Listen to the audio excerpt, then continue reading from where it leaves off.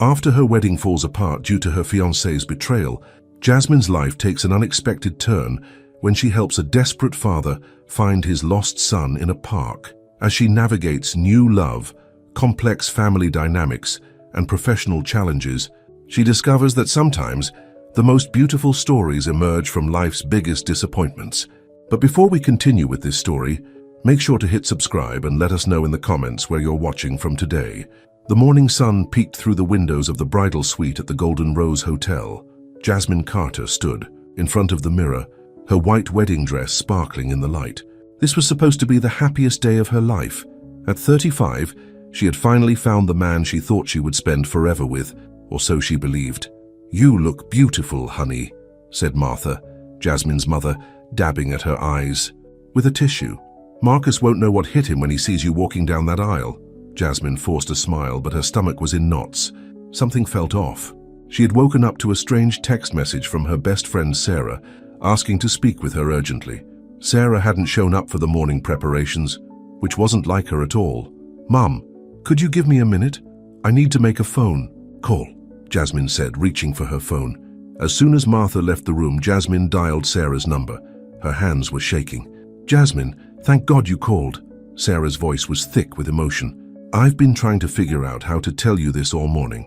"Tell me what, Sarah? You're scaring me." There was a pause on the other end of the line. "I saw Marcus last night. He was at the Blue Room with Victoria from his office. They were together, Jasmine, really together. Kissing, touching. I took pictures because I knew you wouldn't believe me otherwise." The room started spinning. Victoria was Marcus's new assistant, the one he had hired 3 months ago. The one he said was just a kid and needed mentoring. "Send me the pictures," Jasmine whispered. Seconds later, her phone buzzed. The images were crystal clear. Marcus and Victoria locked in an intimate embrace at a back booth of the popular downtown bar. The timestamp showed 11:43 p.m. the previous night, while Jasmine had been at home, getting her beauty sleep before the wedding. Her fiancé had been with another woman. "There's more," Sarah said quietly. "I asked around. This has been going on for months, Jasmine. Everyone at his office knows. I'm so sorry." Jasmine sat down heavily on a nearby chair, careful not to wrinkle her dress. A dress that had cost more than 3 months of her teacher's salary. A dress she had spent hours picking out, imagining the look on Marcus's face when he saw her in it. "Does everyone know?" she asked, her voice barely audible. "Not the wedding guests, but a lot of people at his firm do. Victoria's been bragging about it to the other assistants." The door opened and Martha poked her head in. "Honey, the photographer wants to start the pre-ceremony shots. Are you ready?" "Mom," Jasmine's voice cracked, "I need you to come in here." Martha must have seen something in her daughter's face because she quickly closed the door behind her. "What's wrong, baby?" "The wedding's off." The words came out surprisingly steady. "Marcus has been cheating on me.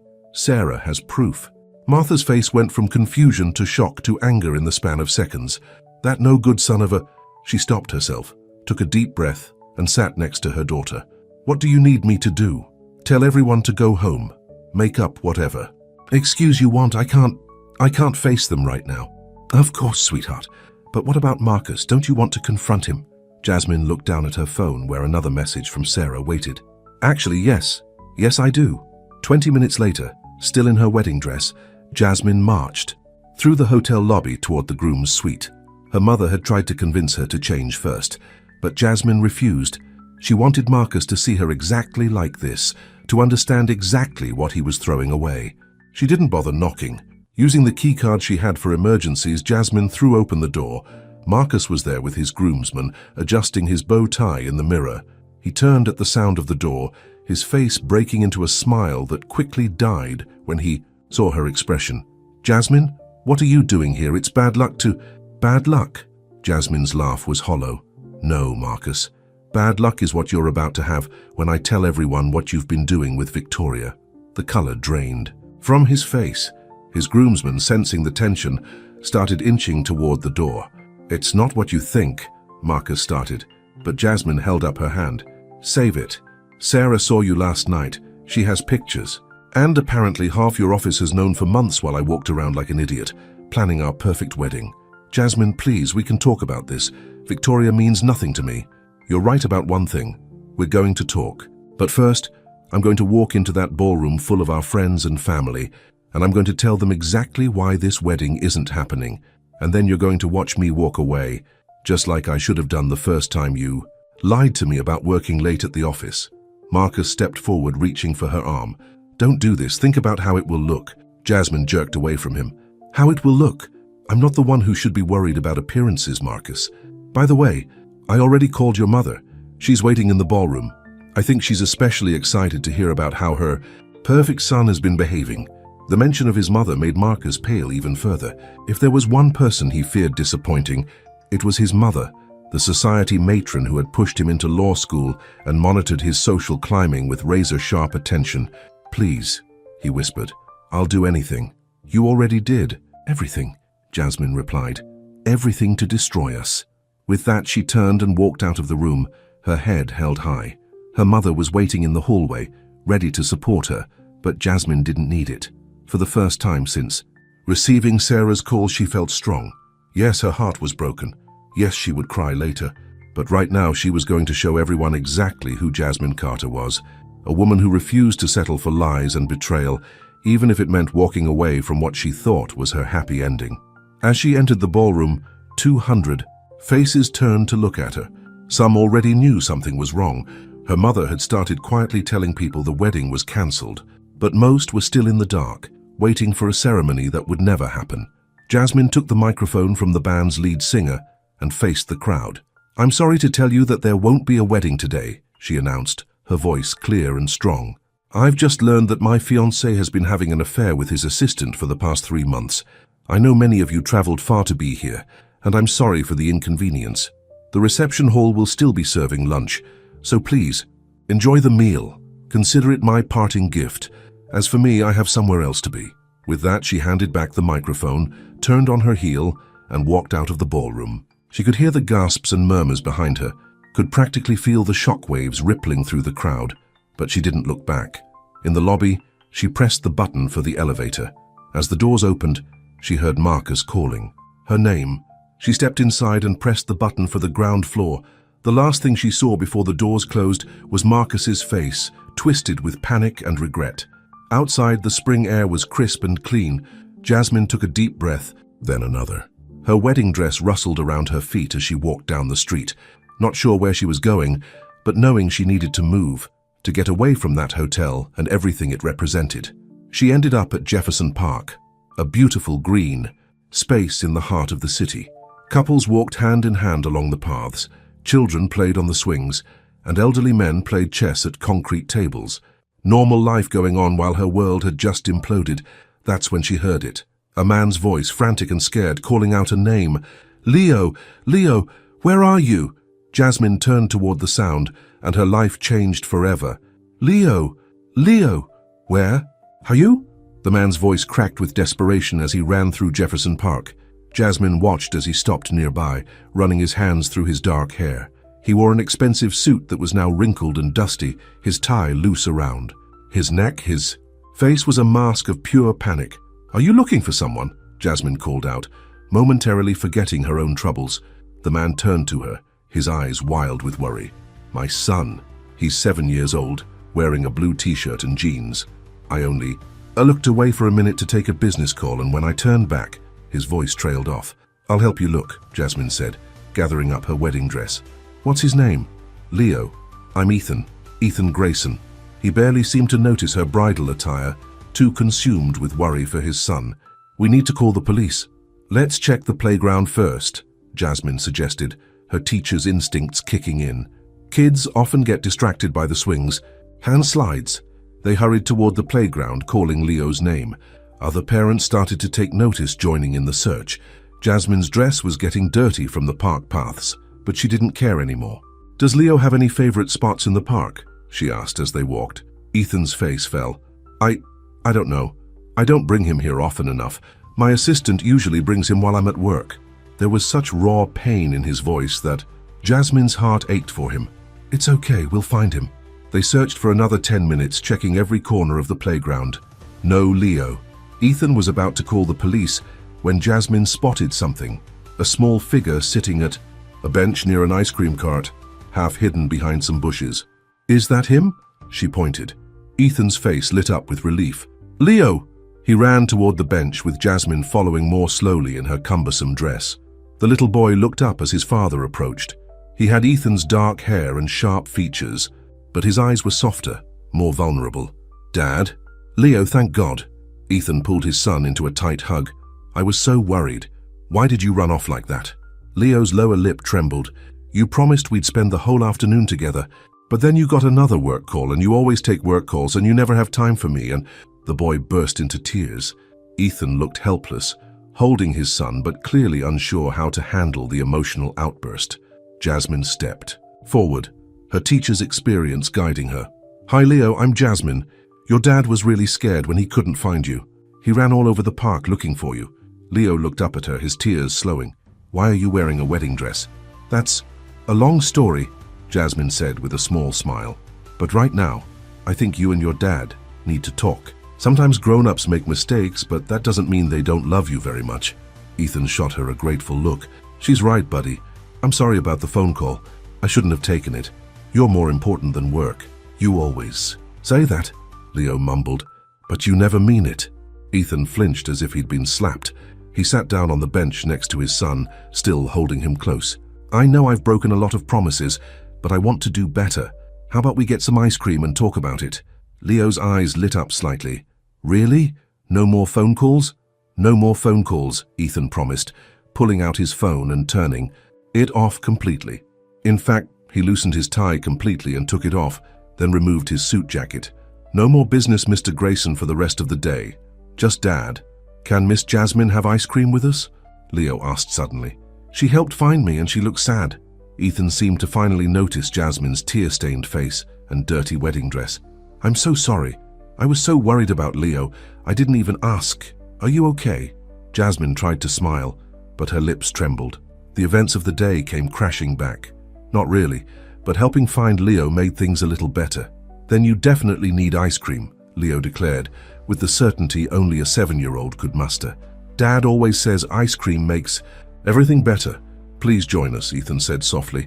"It's the least we can do to thank you for your help." Jasmine looked down at her ruined wedding dress, then back at the hopeful face of the little boy and his clearly struggling father. "I should probably change first. There's a boutique across the street," Ethan offered. "I'll pay for whatever you want to wear. It's the least I can do after you helped find my son. I couldn't possibly—" "Please." Leo's big brown eyes were impossible to resist. "You look like a princess, but you can't eat ice cream in a princess dress. It might get dirty." Jasmine couldn't help but laugh. "The dress is already pretty dirty from searching the park, but you're right. Ice cream requires more practical clothing." An hour later, Jasmine sat in the park wearing a simple sundress and sandals, eating chocolate ice cream with Leo and Ethan. Her wedding dress was safely stored in a garment bag, though she had no idea what she'd do with it now. "So," Ethan said carefully, "do you want to talk about why you were wandering the park in a wedding dress?" Leo was busy chasing a butterfly nearby, giving them a moment of privacy. Jasmine sighed. "I was supposed to get married today, but this morning I found out my fiancé has been cheating on me with his assistant. Instead of saying I do, I told everyone at the wedding about his affair and walked out." "That took courage," Ethan said quietly. "Did it? Sometimes I think running away was cowardly." "You didn't run away. You stood up for yourself. There's a difference." Ethan watched his son playing. "I wish I had your courage. It took my son running away for me to realize how badly I've been failing him." "You're here now," Jasmine pointed out. "That counts for something." "Dad," Leo called out, "can we feed the ducks, please?" "Sure, buddy." Ethan stood up, then turned to Jasmine. "Would you like to join us unless you have somewhere else to be?" Jasmine thought about her empty apartment, about the dozens of missed calls on her phone, about all the people who would want to talk about what happened at the wedding. "You know what? Feeding ducks sounds perfect right now." As they walked toward the pond, Leo slipped his small hand into Jasmine's. "I'm glad you helped find me," he said simply. "Me too," Jasmine replied, feeling tears prick at her eyes again. But this time, they weren't entirely sad tears. They spent the rest of the afternoon in the park. Ethan kept his phone off, focusing entirely on his son.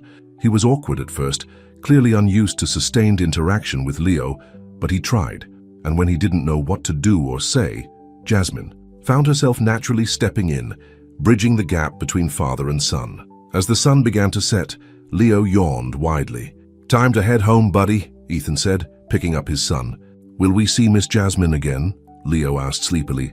Ethan looked at her questioningly. "That's up to Miss Jasmine." Jasmine thought about it. Every logical part of her brain said she shouldn't get involved with anyone right now, especially not a single father with obvious issues. But her heart had other ideas. "How about dinner next Friday?" she suggested. "I know a great pizza place." Leo's face lit up. "Can we, Dad? Please?" "I'd like that," Ethan said softly. "Very much." As they exchanged phone numbers, Jasmine felt something she hadn't expected to feel today: hope.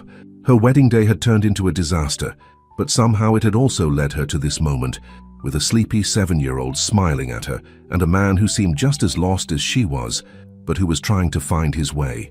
Maybe, just maybe, this wasn't the end of her story. Maybe it was just the beginning. A month had passed since that fateful day in Jefferson Park. Jasmine sat at her desk in her third-grade classroom, grading papers during lunch break. Her phone buzzed with a text message from Ethan. "Leo got an A on his math test. He says it's because of your tutoring. Thank you." Jasmine smiled, remembering how their Friday pizza dinners had evolved into helping Leo with his homework. It hadn't been planned. Leo had simply pulled out his math worksheet one evening, struggling with fractions, and Jasmine's teacher instincts had kicked in. Another message came through.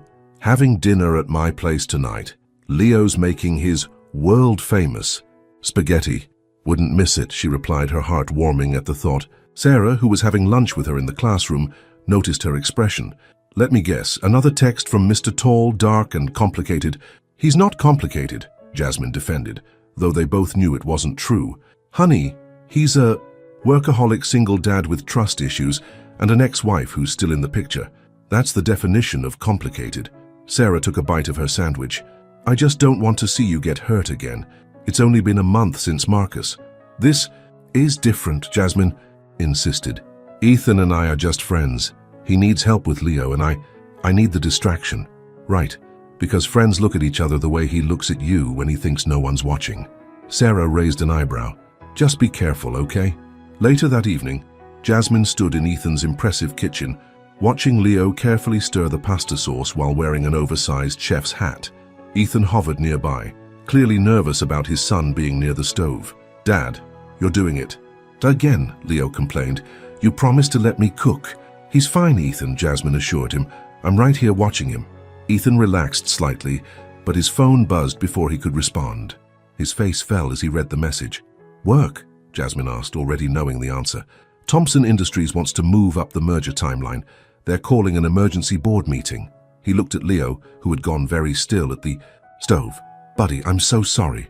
"It's okay," Leo said in a small voice that made it clear it wasn't okay at all. "Miss Wilson can watch me, she always does." "No," Ethan said firmly, surprising both Leo and Jasmine. "Not this time. The board can wait until tomorrow." He typed out a quick message on his phone, then turned it off completely, something Jasmine had noticed he'd started doing more often during their time together. Leo's face lit up. "Really, you're staying? Really? Can't miss your world-famous spaghetti, can I?" The smile that spread across Leo's face was worth everything. He threw himself into his father's arms, sauce-covered spoon and all, leaving a red stain on Ethan's expensive white shirt. "Oh no!" Leo looked horrified. "Your shirt!" But Ethan just laughed, really laughed, in a way Jasmine had never heard before. "It's just a shirt, buddy. Now, how about you teach me how to make this sauce of yours?" As father and son worked together at the stove, Jasmine felt her heart swell. She'd seen the changes in both of them over the past month. Leo was more confident, more willing to express his feelings instead of running away. And Ethan was learning to be a father instead of just a provider. The doorbell rang, interrupting the moment. "I'll get it," Jasmine offered, heading to the front door. She opened it to find a striking woman in her late 30s, dressed in designer clothes and wearing an expression of barely concealed disdain. "Who are you?" the woman demanded. Before Jasmine could answer, she heard Ethan's voice behind her. "Olivia, what are you doing here?" "I came to see my son." Olivia, Ethan's ex-wife, said coldly. "I didn't realize you had company." "Dad, the sauce is bubbling," Leo called from the kitchen. "Go," Jasmine said softly to Ethan. "I've got this." Ethan hesitated, looking between Jasmine and Olivia, but the sound of Leo's voice won out. He headed back to the kitchen, leaving the two women facing each other. "So," Olivia said, her eyes scanning Jasmine from head to toe. "You're the teacher I've been hearing so much about, the one who's been playing house with my family." "I'm Jasmine Carter. I'm a friend of Ethan and Leo's." "A friend?" Olivia's laugh was sharp. "Please, I know your type. You see a wealthy single father, a vulnerable little boy, and you think you've hit the jackpot." Jasmine felt her temper flare. "You don't know anything about me. I know you were left at the altar a month ago. Word gets around in certain circles. Tell me, is Ethan your rebound or is he just convenient?" "Mom!" Leo appeared in the hallway, his chef's hat slightly askew. "You're early. We're making spaghetti." Olivia's entire demeanor changed, her face softening into a warm smile. "Hello, darling, something smells wonderful." She brushed past Jasmine and went to hug her son. Ethan appeared behind Leo, his expression guarded. "Olivia, we agreed you'd pick Leo up tomorrow morning." "Plans change," Olivia said smoothly. "Besides, I wanted to meet the woman our son keeps talking about." She turned to Leo. "Darling, why don't you go pack an overnight bag? We can have dinner at my place instead." But we're cooking." Leo looked between his parents, his earlier happiness fading. "Leo stays here tonight," Ethan said firmly. "He's cooking dinner for us, and I won't let you disappoint him." "Us?" Olivia's eyes narrowed. "You mean you and your new girlfriend?" "Miss Jasmine isn't Dad's girlfriend," Leo piped up. "She's our friend. She helps me with math and reads me stories and doesn't take work calls during dinner." The last part was clearly a dig at both his parents, and both Ethan and Olivia had the grace to look ashamed. "Leo, honey," Olivia started, but Ethan cut her off. "The custody agreement is clear, Olivia. Your time with Leo starts tomorrow morning. Right now our son is in the middle of cooking dinner, and I won't let you ruin this for him." Something in Ethan's voice, a strength that hadn't been there before, made Olivia step back. "Fine," she said tightly. "But this isn't over, Ethan. We need to talk about arrangements." After she left, the happy atmosphere of earlier had evaporated. Leo stood in the hallway, his chef's hat now clutched in his hands. "Is Mom mad because of Miss Jasmine?" he asked in a small voice. Jasmine's heart broke. "Maybe I should go." "No!" Both Leo and Ethan spoke at the same time. "Please stay," Leo added. "The sauce is almost ready." Ethan moved closer to Jasmine, speaking quietly. "I'm sorry about Olivia. She's protective. She's worried about Leo, I understand that." "She's worried about losing control," Ethan corrected. "Ever since the divorce, she's used Leo as a way to manipulate me. But seeing you with him, seeing how a real family could work," he trailed off, seeming to realize what he'd said. Jasmine felt her heart skip a beat. A real family? Is that what they were becoming? "The sauce!" Leo's cry broke the moment, and they all rushed to the kitchen. The sauce wasn't ruined, though it had bubbled over slightly. As they cleaned up the mess together, laughing and joking, Jasmine couldn't help but think about Olivia's words. Was she really just rebounding with Ethan? Was she fooling herself about this just being friendship? But watching Leo teach his father the secret ingredient for his sauce, extra garlic powder, seeing Ethan's genuine joy in this simple moment with his son, Jasmine knew the truth. Whatever was happening between them wasn't simple, and it wasn't just about getting over Marcus. It was about healing, about learning to trust again, about building something new from the ashes of their past disappointments. The question was, were they ready for it? And more importantly, would Olivia let them find out? The Monday morning rush at Cedar Grove Elementary was in full swing when Jasmine noticed something was wrong. Parents were gathered in small groups in the parking lot, whispering and casting glances her way. Some quickly looked away when she made eye contact. "Did you see the article?" Sarah caught up with her at the entrance, waving her phone. "It's all over the local news sites." Jasmine's heart sank as she read the headline, "Jilted Bride Sets Sights on Grayson Millions. Local Teacher Moves from Cancelled Wedding to Dating. Real Estate Tycoon." The article was filled with quotes from anonymous sources, describing how Jasmine had orchestrated her wedding drama to gain sympathy, then deliberately targeted Ethan Grayson and his young son. There were even photos, clearly taken with a long lens, of her, Ethan and Leo at the park at restaurants outside her apartment. "This has Olivia written all over it," Sarah said grimly. Before Jasmine could respond, the school principal, Mrs. Henderson, appeared in the hallway. "Ms. Carter, a word in my office, please." The whispers followed her all the way to the principal's office. Inside, Mrs. Henderson gestured for her to sit down. "I assume you've seen the article," the principal began. "Mrs. Henderson, none of it is true. I would never—" "Jasmine." The older woman's voice was gentle. You don't need to explain yourself to me. You're one of our best teachers. But parents are concerned. They're questioning whether someone involved in such public drama should be teaching their children. What are you saying? Nothing for now, but be careful, and maybe keep your personal life a bit more private. The rest of the day was torture. Jasmine could feel the stares, hear the whispers. Even some of her students seemed affected, clearly picking up on their parents' gossip. By the time she got home that evening, she was emotionally exhausted. She had turned off her phone after the 10th call from an unknown number, probably reporters looking for comment. A knock at her door made her jump. When she looked through the peephole, she saw Ethan standing there, looking worried. "I just saw the article," he said as soon as she opened the door. "Jasmine, I'm so sorry, this is all my fault." "It's not your fault," she sighed, letting him in, "though I'm pretty sure I know who's behind it." "Olivia." Ethan's face darkened. "She's always been territorial. But this is a new low even for her. She's Leo's mother. She's worried about him. No, she's worried about losing control. She's always been like this. Manipulative, possessive. It's why our marriage fell apart." Ethan ran a hand through his hair. "I should have warned you about her." "Would it have made a difference?" Jasmine asked softly. Before Ethan could answer, there was another knock at the door. This time, when Jasmine looked through the peephole, her blood ran cold. Marcus stood in the hallway. "Jasmine?" he called through the door. "I know you're home. Please, we need to talk." Ethan noticed her pale face. "Who is it?" "Marcus," she whispered. "My ex-fiancé." Ethan's expression hardened. "Do you want me to get rid of him?"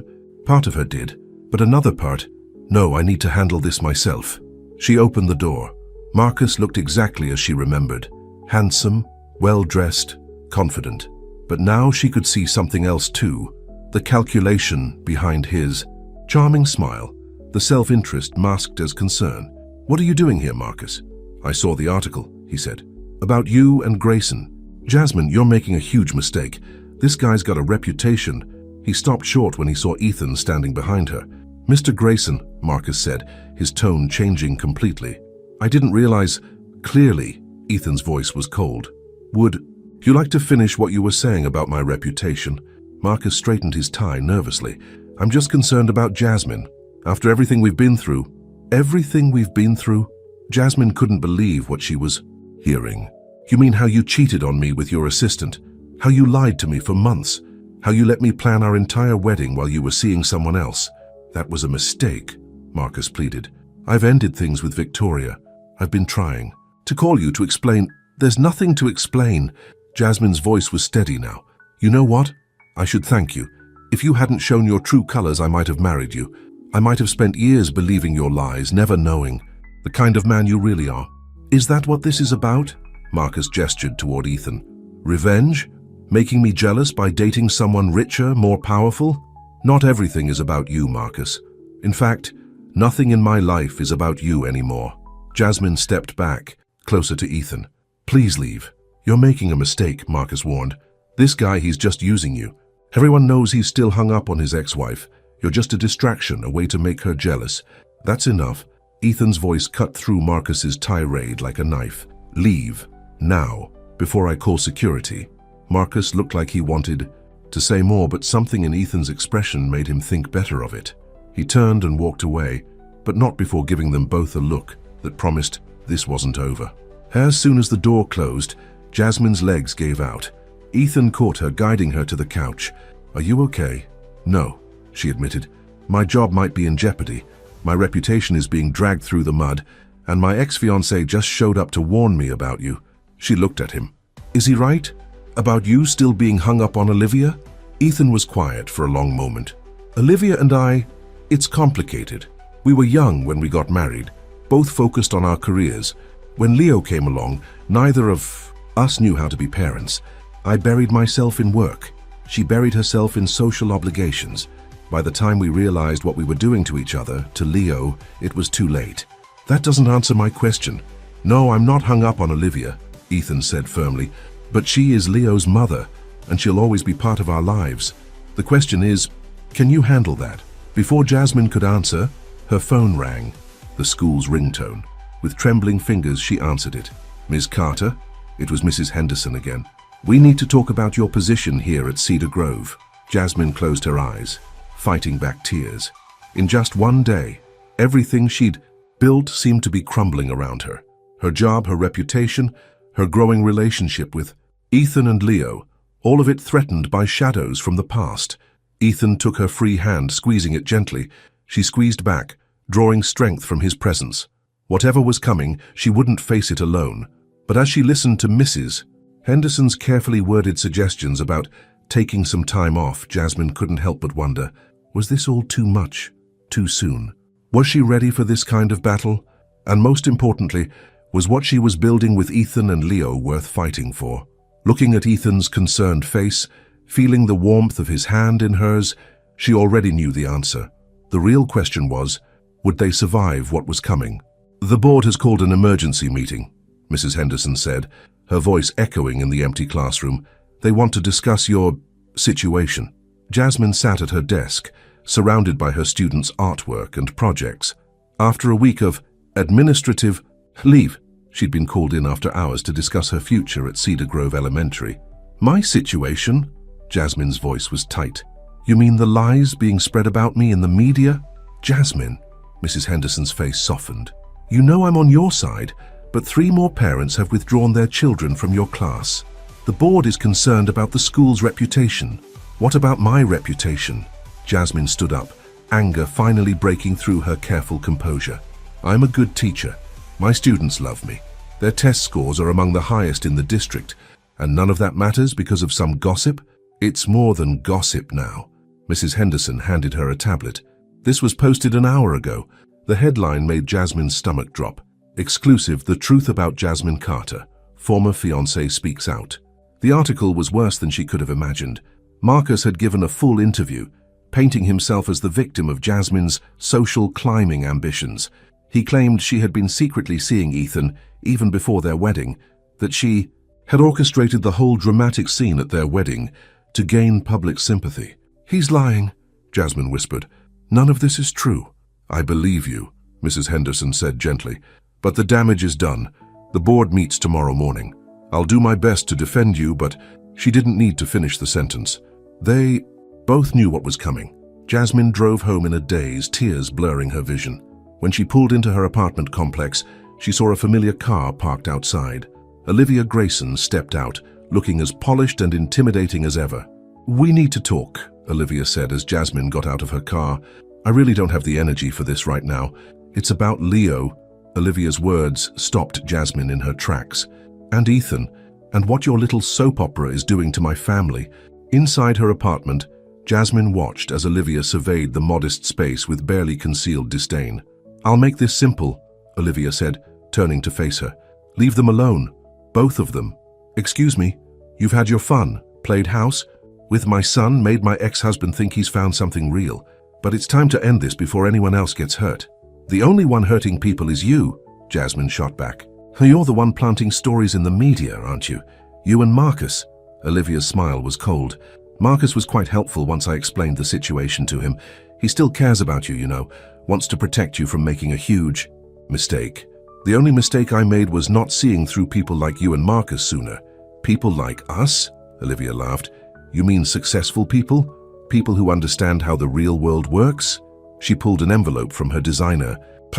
Speaking of which," she placed the envelope on Jasmine's coffee table. "Consider it a parting gift, enough to start fresh somewhere else away from all this drama." Jasmine stared at the envelope in disbelief. "You're trying to buy me off?" "I'm trying to help you," Olivia said, her voice suddenly serious. "You really think you can handle being part of this world? The media scrutiny, the social obligations, the constant pressure.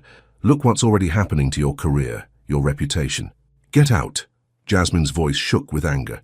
"Take your money and get out." "Think about it," Olivia said, heading for the door. "The offer won't last forever." As soon as Olivia left, Jasmine called Ethan. It went straight to voicemail. She tried again with the same result. Her phone buzzed with a text from Sarah. "Turn on Channel 7 now." With trembling hands, Jasmine turned on her TV. Her heart stopped when she saw the scene playing out on the news. Ethan and Olivia were leaving an upscale restaurant together. The camera zoomed in as Olivia touched Ethan's arm, leaning in close to whisper something. The headline below read, "Grayson Power Couple Reuniting?" Another text from Sarah. "There's more. They were there for over 2 hours." Someone got pictures. More photos appeared on screen, Ethan and Olivia sitting close together, heads bent in intimate conversation. In one shot, Olivia was wiping something from Ethan's face. Her expression tender. Jasmine felt like she couldn't breathe. Why hadn't Ethan told her he was meeting Olivia? Why hadn't he answered her calls? Her phone buzzed again. Leo's babysitter, Miss Wilson. Mr. Grayson asked me to stay late. Said he had an important dinner meeting. Is everything okay? Before Jasmine could respond, there was a knock at her door. Her heart leapt, thinking it might be Ethan coming to explain. But when she opened the door, she found Marcus standing there. I know you're hurting, he said softly. I saw the news. Let me help you through this, like you helped Olivia spread lies about me. Marcus had the grace to look ashamed. She can be very persuasive, but seeing what they're doing to you, it's not right. I want to make things right by destroying my career, my reputation. By telling the truth. Marcus stepped closer. I'll retract everything I said. I'll tell everyone how Olivia manipulated me, how she orchestrated this whole thing. Jasmine studied his face, looking for the man she'd once thought she loved. Why would you do that? Because I still love you, Marcus said, and because you deserve better than being another chapter in the Grayson family drama. As if on cue, her phone buzzed with a text from Ethan. Need to talk, can I come over? Jasmine stared at the message, then at Marcus, then at the TV still showing pictures of Ethan and Olivia together. What's it going to be, Jasmine? Marcus asked softly. Are you ready to hear the truth about Ethan Grayson? Standing in her doorway, caught between her past and what she'd thought was her future, Jasmine had never felt more lost. The man she'd almost married was offering redemption, while the man she was falling for seemed to be slipping away. And, somewhere across town, a little boy who had stolen her heart was waiting for his father to come home, unaware that his whole world might be about to change again. What was the right choice? Who could she trust? And most importantly, what was the truth behind Ethan's dinner with Olivia? The answers would change everything, if she was brave enough to face them. Are you ready to hear the truth about Ethan? Grayson? Marcus's words hung in the air as Jasmine's phone buzzed again with another message from Ethan. Please, it's not what you think. Get out, Marcus, Jasmine said quietly. Jasmine, I said get out! Her voice rose. I don't need your help, your truth, or your manipulation. I need you to leave, now. After Marcus left, Jasmine stared at her phone, at Ethan's messages. Her finger hovered over the reply button when another knock came at her door. This time, it was Leo. Leo, Jasmine's heart dropped. What are you doing here? Where's Miss Wilson? I ran away, Leo admitted, his small face determined. I heard Miss Wilson talking on the phone about Dad and Mom being together at a restaurant, and I had to see you. Oh, sweetie. Jasmine pulled him into a hug, then quickly texted Miss Wilson to let her know Leo was safe. You can't run away like that. Everyone must be so worried. Are you and Dad breaking up? Leo's voice was small. Is he getting back together with Mom? It's complicated, honey. Jasmine led him to the couch. And your dad and I weren't exactly... Don't say you're just friends, Leo burst out. I'm not a baby. I see how you look at each other. I see how happy Dad is now. He laughs and plays and doesn't work all the time anymore, and you make us feel like a real family. Tears pricked at Jasmine's eyes. Before she could respond, her phone rang. Ethan. He's here, she said as soon as she answered. Leo's with me. Thank God. Ethan's voice was raw with relief. I'm on my way. 20 minutes later, Ethan arrived, still wearing his dinner suit. His tie was loose, his hair messy from running his hands through it. Leo, he said as soon as he entered, don't ever do that again. You scared us all to death. Why were you with... Mom? Leo demanded. Are you getting back together? Ethan looked at Jasmine, then back at his son. Nobody. Your mom and I are not getting back together. That dinner, it wasn't what it looked like. Then what was it? Jasmine asked quietly. Ethan sat down heavily. Olivia called, said she had proof that someone was embezzling from the company foundation, the children's charity we started together. She wouldn't discuss it over the phone, insisted on meeting in person. And you couldn't tell me this because I didn't want to worry you. You're already dealing with so much because of us, because of me. Ethan looked exhausted. The dinner was supposed to be quick, just business. But Olivia kept dragging it out, insisting we needed to discuss Leo's future, our past. She made. Sure, the photographers were there, Jasmine realized. I should have seen it coming. Ethan ran a hand through his hair. She's always been good at manipulation, but I never thought she'd go this far. She came to see me, Jasmine said. Offered me money to leave you and Leo alone. Ethan's face darkened. She what? She's scared, Leo said suddenly, making both adults turn to him. Mum's scared of losing me. That's what she told Aunt Rachel on the phone last week. She said she couldn't lose her family again. Jasmine felt her anger towards Olivia soften slightly. Fear made people do desperate things. She knew that all too well. Your mom loves you very much, she told Leo. She's just not handling things well right now. But I love you too, Leo said. And I don't want you to go away because Mom's scared. Ethan moved to sit next to his son. Nobody's going away, buddy, but we need to figure out how to make this work. All of us. Including Mom? Including your mom, Jasmine said firmly. She'll always be your mother, Leo. Nothing changes. That. Ethan looked at her with such gratitude and love that it made her heart skip. I don't deserve you, he said softly. That's not true, Leo protested. You deserve to be happy, Dad. Both of you do. A new knock at the door made them all jump. This time, it was Olivia. She burst in as soon as Jasmine opened the door, but stopped short when she saw them all together. Leo between Ethan and Jasmine on the couch, looking like the family she'd been so desperate to prevent. I've been looking everywhere for you, she said to Leo, her voice shaking. When Miss Wilson called, I'm sorry I scared you, Mom. Leo got up and hugged her. But I had to make sure Miss Jasmine knew the truth, that we need her, that she makes us better. Even you, Mom. Olivia stiffened. Me? You're not so angry when she's around, Leo said simply. And she doesn't try to make me choose between you and Dad like everyone else does. Tears spilled down Olivia's cheeks, the first real emotion Jasmine had seen from her. Oh, Leo, he's right, Jasmine said quietly. I would never try to replace you, Olivia. I couldn't even if I wanted to. You're his mother. But you could be part of our family too, Leo added. Hopefully. A bigger family is better, right? The adults exchanged looks. Olivia uncertain, Ethan hopeful, Jasmine determined. Maybe, Olivia said finally, wiping her eyes. Maybe we could try something different. Starting with retracting those stories in the press, Ethan suggested, his voice firm. Olivia nodded slowly. I'll make some calls tomorrow. And Marcus? Jasmine asked. I'll handle Marcus, Ethan said. He won't bother you again. No, Jasmine said firmly. We'll handle Marcus together. No more secrets, no more trying to protect each other by hiding things. That's what got us into this mess in the first place. Ethan took her hand. Together, then. Together, Leo echoed, grabbing both their hands. They all looked at Olivia, who stood watching them with a mixture of emotions on her face. I can't promise to like this, she said finally, but I can promise to try. For Leo, it wasn't perfect. There would be more challenges ahead. The school board meeting tomorrow, the media fallout to manage, trust to rebuild. But looking at Leo's hopeful face, feeling Ethan's hand in hers, seeing the first glimmer of real humanity in Olivia's eyes, Jasmine felt something she hadn't expected. Hope. Sometimes she realized family wasn't what you were born into or what you almost married into. Sometimes family was what you built together, piece by piece, through all the mess and complications and fear. Sometimes family was choosing to try, even when it seemed impossible. And maybe, just maybe, that was the greatest love story of all. The morning of the school board meeting dawned cold and grey. Jasmine stood in front of her bathroom mirror, adjusting her blazer for the 10th time. Her phone buzzed with a message from Ethan. We're all here for you, whatever happens. The school board meeting room was packed when she arrived. Parents, teachers, and even some students filled the seats.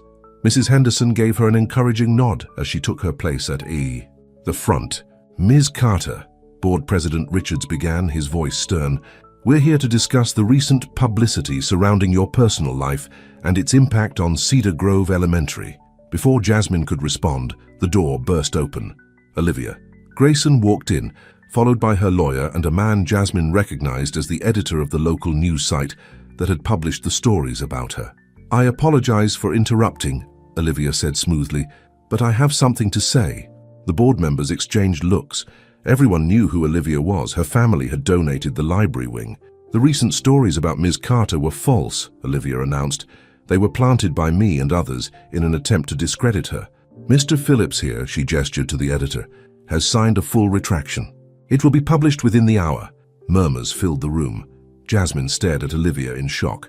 Furthermore, Olivia continued, I want to personally attest to Ms. Carter's character. My son is not in her class, but she has been tutoring him in mathematics. His grades have improved dramatically. More importantly, she has shown him, and all of us, what true integrity looks like. Mrs. Grayson, Board President Richards said carefully, while we appreciate your candor, there are still concerns about Ms. Carter's judgment. If I may? A new voice spoke up from the back. Sarah stood, holding a thick folder. I have letters here from every parent in Ms. Carter's class supporting her. I also have her students' test scores from the past semester, the highest improvement rate in the district. More voices joined in. Teachers, parents, even the school janitor who talked about how Jasmine stayed late to help struggling students. The tide was turning. Then Marcus walked in. I have something to say too, he announced. Jasmine's heart stopped.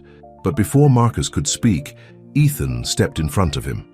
No, you don't, Ethan said quietly, unless you want the SEC to hear about those irregular trades you've been making. Marcus paled. You wouldn't try me. Ethan's voice was steel. Walk away, Marcus, it's over. For a moment, Marcus looked like he might argue. Then he turned and left without another word. The board called a brief recess to discuss everything they'd heard. Jasmine found herself surrounded by supporters, her students' parents, her colleagues, even some of the people who had initially complained about her. I don't know what to say, she told Olivia. Thank you. Don't thank me, Olivia replied. I'm just trying to fix what I broke. She paused. Leo asked me this morning if this means you can keep teaching him about fractions. He said you make them fun, even for someone as hopeless at math as his father. Jasmine laughed, tears in her eyes. Ethan's not hopeless. He just needs the right teacher. Yes, Olivia said softly. I'm beginning to see that. The board returned, and President Richards cleared his throat. Ms. Carter, in light of new information and the overwhelming support from the school community, we see no reason to take any action regarding your position. In fact, we'd like to discuss expanding your role to include our new after-school tutoring program. Applause broke out. Sarah hugged her. Mrs. Henderson beamed. Outside the meeting room, Ethan was waiting with Leo.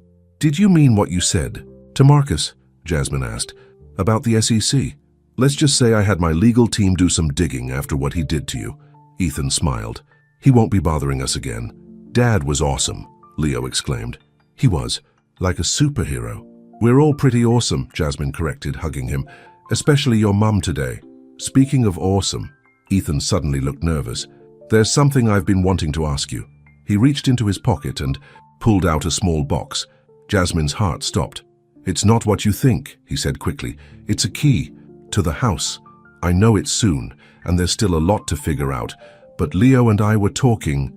We want you to live with us. Leo burst out, unable to contain himself. Please say yes. We can take it slow, Ethan added. Maybe start with you having your own room, see how it goes, but we want you there. Both of us. All of us, came Olivia's voice. They turned to see her standing nearby. I mean, if you're going to be part of Leo's life, we should probably have you closer. For his sake. Coming from Olivia, this was practically a blessing. Jasmine looked at the key in the box, then at the hopeful faces around her. 6 months ago, she had stood, in a wedding dress, thinking her dreams were shattered. Now here she was, surrounded by a different kind of love, messier, more complicated, but somehow more real. Yes, she said, taking the key. Yes to all of it. Leo whooped with joy. Ethan's face lit up. Even Olivia managed a small smile. As they walked out of the school together, teacher, businessman, excited child, and elegant ex-wife, people definitely stared. But this time, Jasmine didn't mind. Let them stare. Let them see what real family looked like. Not perfect, not simple but strong. Let them see what happened when love was worth fighting for. Ice cream to celebrate, Leo suggested. Ice cream sounds perfect, Jasmine agreed. As they headed to their cars, Jasmine felt Ethan's hand slip into hers. Ready for this? He asked softly. She squeezed his hand. Ready for anything. And she meant it. Whatever came next. Moving in together, blending their lives, navigating. The complicated waters of co-parenting with Olivia, they would face it together. Because sometimes the hardest fights weren't against others, but against our own fears and doubts. And sometimes the biggest victories weren't in defeating enemies, but in building bridges where walls once stood. This was their victory, their new beginning, their fight for love, and they had won. Moving day arrived with unexpected challenges. As Jasmine stood in her apartment surrounded by boxes, reality began to sink in. She was really doing this. Moving into Ethan's house, becoming a daily part of Leo's life, navigating a new kind of relationship with Olivia. Second thoughts? Sarah asked, taping up another box. Not about them, Jasmine said. Just wondering if I'm ready for all of this. The doorbell rang. Jasmine opened it to find Victoria, Marcus's former assistant, standing there nervously. I know I'm probably the last person you want to see, Victoria said quickly, but I needed to tell you something about Marcus. Jasmine hesitated, then stepped aside to let her in. Sarah watched them warily. He's been lying to everyone, Victoria said, wringing her hands. Not just about you and Mr. Grayson, about everything. The firm's money, client accounts. Found proof. What kind of proof? Enough to send him to prison. Victoria pulled out a USB drive. I was scared to come forward before, but after what he tried to do to you at the school board meeting. She paused. I'm not proud of what happened between us. I was young and stupid, and he made me feel special. But now I know I was just another pawn in his games. Jasmine studied the young woman's face. Why are you telling me this? Because he's planning something. I overheard him on the phone with someone talking about getting revenge on you and Mr. Grayson. He said he'd make you both pay for humiliating him. Before Jasmine could respond, her phone rang. It was Ethan. Turn on the news, he said, without preamble. The local business channel was running a breaking story. Grayson Enterprises accused of fraud. Anonymous source claims CEO Ethan Grayson involved in multiple schemes. Marcus? Jasmine breathed. He's trying to tank our stock before the merger, Ethan confirmed. But he doesn't know what I know. Victoria stepped forward. Use my evidence, please. It's time someone stopped him. An hour later, they were all at Ethan's office. Jasmine, Victoria, Ethan, and his legal team. Victoria's documents proved not only Marcus's embezzlement, but also showed he had been the one behind the false accusations against Grayson Enterprises. We need to handle this carefully, Ethan's lawyer advised. One wrong move and the office door burst open. Marcus strode in, followed by two men in suits. I hope I'm not interrupting, he said smoothly. Just thought I'd stop by to discuss terms. Terms? Ethan stood, for keeping certain information quiet. Marcus smiled. Unless you want everyone to know about those offshore accounts. You mean these accounts? Victoria held up her USB drive. The ones you created to hide the money you stole from your clients. Marcus's face went white when he saw her. Victoria? What are you doing here? The right thing. Finally. The two men, with Marcus, stepped forward. Marcus Reynolds? One of them pulled out a badge. FBI, we need you to come with us. You set me up, Marcus snarled at Jasmine. No, Marcus, you set yourself up. Years ago, when you decided that power and money were more important than honesty and love. As the FBI agents led Marcus away, Jasmine felt a weight lift from her shoulders. The last ghost of her past was finally gone, but new challenges waited at home. They arrived at Ethan's house, soon to be their house, to find Leo and Olivia in the kitchen. Something smelled wonderful. We're making dinner, Leo announced proudly. Mom's teaching me her secret pasta sauce recipe. Olivia looked almost shy. I thought, well, since this is going to be Leo's home with both of you, maybe we could start some new traditions. Family dinner once a week? Jasmine felt tears prick at her eyes. That sounds perfect. But as they set the table together, another visitor arrived. This time it was Ethan's father, Richard Grayson, a man Jasmine had never met. I hear I have a new, almost daughter-in-law, the elderly man said gruffly. Dad, Ethan warned. We've talked about this. Let me finish, son. Richard turned to Jasmine. I didn't approve at first. Thought this was another of Ethan's impulsive decisions. But then I did some checking. Found out about your work with kids, how you handled that mess at the school. Most importantly, I saw how happy my grandson is now. He pulled out an old photo from his wallet. This was Ethan's mother. She was a teacher too. Had the same kind. Of heart you do. He handed the photo to Jasmine. She would have liked you. Dad. Ethan's voice was thick with emotion. Welcome to the family, Jasmine, Richard said simply. Try not to let these Grayson men drive you too crazy. Too late, Olivia quipped, surprising everyone with her humor. They laughed together. Ex-wife, new love, father, son, and grandson. An unlikely family, bound not by traditional ties but by choice and love. After dinner, as they all sat in the living room sharing stories and planning the move, Jasmine watched Leo showing his grandfather his latest art project, while Ethan and Olivia discussed school options without any tension. Happy? Ethan asked softly, sitting beside her. Terrified, she admitted. But yes, happy. It's okay to be scared, he said. I am too. But you know what Leo told me this morning? He said real families aren't perfect. They're just real. Smart kid. He gets that from his mother, Olivia called out, making them all laugh again. As the evening wound down, Jasmine found herself in what would soon be her home office. The walls were still bare, waiting for her touch. Through the window, she could see the garden where she and Leo had already planned to plant flowers in the spring. This wasn't the life she had imagined for herself. It was messier, more complicated, and infinitely more real than any fantasy. She'd had about perfect weddings and happily ever afters, but standing there, listening to the sounds of her new family downstairs, Jasmine knew one thing for certain. She wouldn't have it any other way. Sometimes the hardest truths led to the greatest joys. Sometimes the biggest confrontations brought the deepest peace. And sometimes, just sometimes, what looked like an ending was really just the beginning of a much better story. 3 months. After moving in together, Jasmine sat in the garden she and Leo had planted, watching the first flowers bloom. The morning sun cast long shadows across the newly installed playground equipment, a compromise between Ethan's desire to give Leo everything and Jasmine's insistence that kids needed to earn some things. Deep thoughts? Olivia's voice startled her. They had settled into a routine of Saturday morning handoffs for Leo's weekend visits with his mother. Just thinking about how much has changed, Jasmine admitted. Olivia sat down beside her on the garden bench. Leo got an A on his math test yesterday. He said it was because of those fraction games you invented. He's a smart kid. He just needed to find the fun in it. Like you helped me find the fun in co-parenting. Olivia's smile was genuine now, something that still surprised Jasmine sometimes. Before Jasmine could respond, Leo burst out of the house, followed by Ethan carrying his overnight bag. Mom, can Miss Jasmine come to my piano recital next week? It's at the same time as my weekend with you, but I really want her there. Olivia and Jasmine exchanged looks. This was new territory, the first major event during Olivia's time. Of course she can come, Olivia said smoothly. In fact, why don't we all go together? We can have dinner afterward at that Italian place. Sure you like? Leo's face lit up. Really? All of us?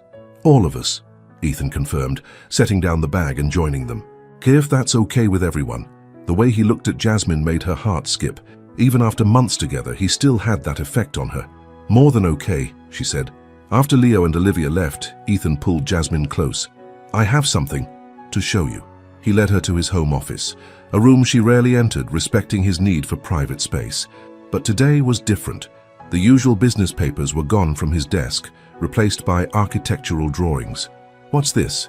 Plans for the children's center, he said. The one you've been dreaming about. Jasmine stared at the drawings.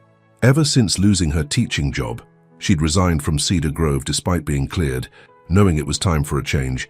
She'd talked about wanting to create a place where underprivileged kids could get tutoring, mentoring, and a safe space to learn and grow.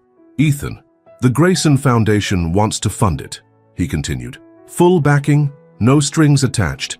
You'd have complete control over the programs, the staff, everything.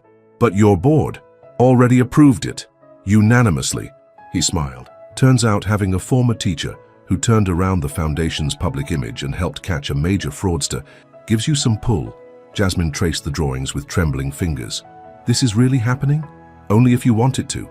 Ethan took her hand. You've given up so much to be part of our lives. Your job, your independence, I want you to have something that's truly yours. But I haven't given up anything, Jasmine protested. I've gained everything, a family, a home, love, and now maybe a dream come true. He pulled her close. You deserve it all, Jasmine. The family, the career, the love, everything. A knock at the door interrupted them. It was Richard Grayson, looking unusually nervous. Hope I'm not interrupting, he said. Just wanted to drop this off. He handed Jasmine a small box. Inside was a delicate silver locket. When she opened it, she found a tiny photo of Ethan's mother on one side. The other side is empty, Richard said gruffly. Thought maybe you might want to put a picture of our boy in there. Or Leo, or both. Dad. Ethan's voice was thick with emotion. Margaret always said family wasn't about blood, Richard continued. It was about choice, about choosing to love someone every day, even when it's hard. He looked at Jasmine. You've chosen this family every day since you met them. Think it's time we made it official." "What do you mean?" Jasmine asked. Richard pulled out a folder. "Adoption papers. For Leo, if you want them." Jasmine's hands shook as she took the folder. "But Olivia, it was her idea," Ethan said softly. "She came to me last week. Said Leo deserves to have you as more than just Dad's girlfriend or Mum's friend. Said he deserves to have you as his other mother, legally and officially. But only if you want it," came Olivia's voice from the doorway. She and Leo stood there, having come back for a forgotten schoolbook. "Please say yes," Leo begged. "Then you'll really be my mum too. Forever." Jasmine looked at the faces around her. Ethan's hope, Richard's gruff approval, Olivia's careful acceptance, and Leo's pure joy. "Are you sure?" she asked Olivia. "Really sure. I'm sure that my son deserves all the love he can get," Olivia said simply. "And I'm sure that you love him as much as I do. Different, but just as much." Tears streamed down Jasmine's face as she nodded. "Yes, yes, to all of it." Leo launched himself into her arms. Ethan wrapped them both in a hug. Richard wiped suspiciously at his eyes, and even Olivia smiled. Later that night, after everyone had gone and Leo was asleep, Jasmine stood in the garden again. The flowers she and Leo had planted were reaching toward the sky, growing stronger every day. Like love, she thought. Like family. Like the choice to believe in second chances and new beginnings. Ethan joined her, wrapping his arms around her from behind. "Happy? More than I ever thought possible," she admitted. "A little scared too." "Of what?" "Of how much I love you all, of how right this feels, of losing it." He turned her to face him. "You won't lose us. We chose you, Jasmine, and you chose us. Every day, in 100 little ways, we choose each other." "Is it really that simple?" "No," he laughed. "It's complicated and messy and sometimes hard, but that's what makes it real. That's what makes it worth choosing." As they stood in their garden, surrounded by the life they were building together, Jasmine knew he was right. Love wasn't about perfect moments or fairy tale endings. It was about choices. The choice to trust again, to risk again, to believe again. And she was choosing this. All of it. Every wonderful, complicated, beautiful piece of it. Tomorrow there would be more decisions to make. About the children's center, about the adoption, about their future together. But tonight, in this moment, all that mattered was that they had chosen love. And love, in all its imperfect glory, had chosen them right back. 1 year to the day after Jasmine had walked out of her wedding in tears, she stood in front of another mirror, in another dress. But this time everything was different. "You look beautiful," Sarah said, adjusting the simple white sundress, "and much happier than last time." "I am happier," Jasmine replied, touching the silver locket that held photos of Ethan and Leo. Everything's different now. The backyard of their home had been transformed. The garden Jasmine and Leo had planted provided a natural backdrop of colorful flowers. Simple white chairs were arranged in a semicircle around a flower-covered arch. No fancy hotel ballrooms this time. No elaborate decorations. Just home, family, and love. "Miss Jasmine." Leo poked his head in, looking handsome in his suit. "Can I come in?" "Of course, sweetie." Leo entered, followed by Olivia, who was carrying a small gift box. "We wanted to give you something before the ceremony," she said. Inside the box was a charm bracelet. Each charm represented a moment in their shared journey. A tiny park bench for their first meeting, a school book for Leo's tutoring, a house for their home, a flower for their garden. "The last charm is empty," Leo explained. "Mum said we can add new ones as we make more memories." Tears welled in Jasmine's eyes. "It's perfect. Save some tears for the ceremony," Olivia teased gently. "Come on, Leo. Let's make sure your father isn't wearing one of those horrible ties he loves." After they left, Sarah hugged Jasmine tight. "A year ago, if someone had told you your ex-fiancé's fraud would be exposed, you'd be running a children's center and you'd be marrying a wonderful man with your soon-to-be adopted son and his ex-wife helping plan the wedding, I would have said they were crazy," Jasmine laughed. "But sometimes the craziest stories are the truest ones." A knock at the door revealed Richard Grayson. "Ready? They're all waiting. Will you walk me down the aisle?" Jasmine asked impulsively. Her own father had passed away years ago, and over the past year Richard had become like a father to her. "Thought you'd never ask," he said gruffly, offering his arm. The ceremony was everything their first attempt at a wedding hadn't been. Warm, personal, real. Leo stood between his parents, holding both their hands. Olivia sat in the front row, smiling genuinely. Their friends and family, not society's idea of who should be invited, but the people who truly mattered, filled the chairs. A year ago, Ethan began his vows. I was lost. I had success, wealth, everything society said should make me happy, but I was failing at the most important thing, being a father, being a man worthy of love. Then my son ran away in a park, and this beautiful woman in a wedding dress helped me find him. She helped me find myself too. Jasmine squeezed his hands as she began her own vows. A year ago, I thought my heart was broken beyond repair. I thought love was about perfect moments and fairy tale endings. But real love, true love, is about choice. It's about choosing each other every day, through the hard times and the joy. It's about building something together, even when it's messy and complicated. It's about creating family in unexpected ways. Do you have the rings? The officiant asked. I do. Leo stepped forward proudly, then paused. Actually, we have something else first. He pulled out a second ring, a smaller one on a delicate chain. This is for you, Miss Jasmine. Well, Mom Jasmine now. The judge said the adoption will be final next week, but I couldn't wait to give you this. Through tears, Jasmine knelt down to let Leo put the necklace on her. The ring nestled next to the locket right over her heart. The rest of the ceremony passed in a blur of happiness. As they exchanged rings and were pronounced husband and wife, Leo wrapped his arms around both of them. At the reception, held right there in their backyard, everyone commented on how different this wedding was from what might have been a year ago. The food was simple but delicious, including Leo's world-famous spaghetti. Children from Jasmine's center performed a song they'd written specially for the occasion. Even Marcus's former assistant Victoria came, now running her own successful consulting firm. To new beginnings, Richard toasted, raising his glass. And to the family we choose. To love that grows in unexpected gardens, Olivia added, surprising. Everyone with her poetry. To happy endings that are really happy beginnings, Leo declared, making everyone laugh. Later, as the sun set and their guests danced on the lawn, Jasmine and Ethan swayed together under the stars. Having any regrets? He asked softly. About any of it? Jasmine watched Leo teaching Richard some complicated dance move while Olivia laughed and took pictures. She saw Sarah and Victoria deep in conversation by the flower garden.